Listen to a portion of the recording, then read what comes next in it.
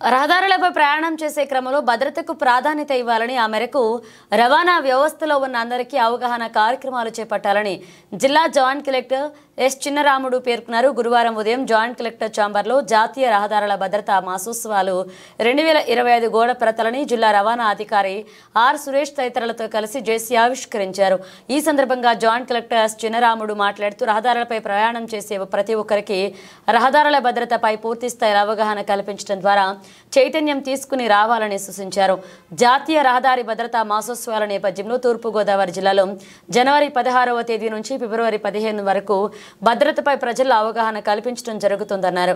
ముఖ్యంగా వాహనాలు నడిపే వారికి ప్రమాదాలు జరగకుండా జాగ్రత్తపై ప్రత్యేక శిక్షణ కార్యక్రమాన్ని చేపట్టాలని ఆదేశించారు. ఆటో డ్రైవర్లకు ట్రాఫిక్ నియమావళి, జాతీయ రహదారులపై వాహనాలు నడిపే క్రమంలో తీసుకోవాల్సిన జాగ్రత్తలు ప్రత్యేక శిక్షణ కార్యక్రమాన్ని చేపట్టాలని ఆదేశించారు.